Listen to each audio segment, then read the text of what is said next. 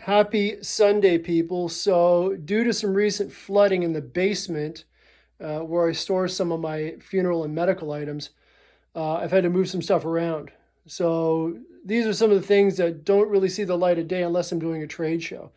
So, what better time for moving stuff around than to show you what they are? So, as most of you know, I have a antique porcelain embalming table, but these I know you've never seen before. So, I have one and two. These are Victorian cooling tables. So these are the precursor to modern embalming tables. So when funeral homes really didn't exist much in small villages or towns, the undertaker would carry these to the home, and your deceased would be embalmed in their own home and displayed on these portable tables called cooling tables because they would put ice underneath it to try and keep the body cool. So all the embalming would be done on these tables. As you can see, there is a piece that kind of pops out and rests the head up. The joints are all metal. This one actually has wheels, which is a nice little feature.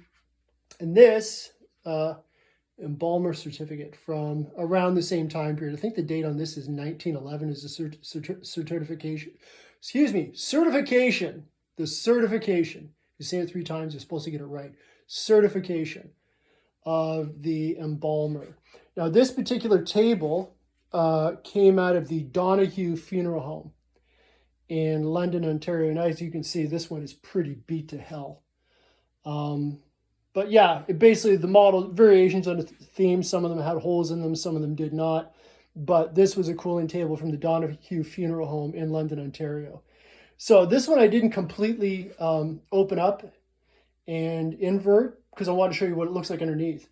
So you had all these legs that would fold underneath, fold out, and then you would turn the thing upside down, it would lock out. So basically it almost looks like you're carrying around a suitcase made of wood, for lack of a better term.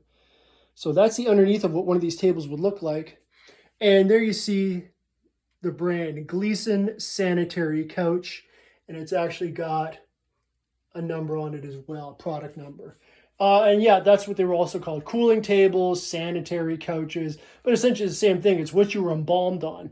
So yeah, the undertaker would go to your home, kick all the family out, say, come back in X amount of hours.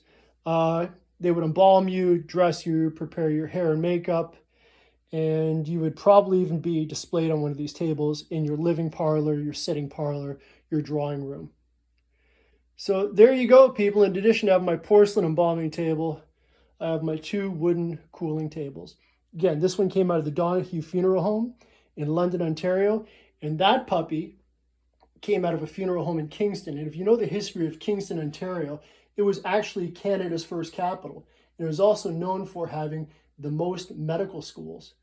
And as they had the most medical schools, they also had a lot of grave robbing going on. So very likely there were bodies that were embalmed on that thing, buried, and then were dug back up at some point and sold to a medical school. Creepy little tidbit of Canadian history. There you go, kids. Enjoy your day and stay creepy.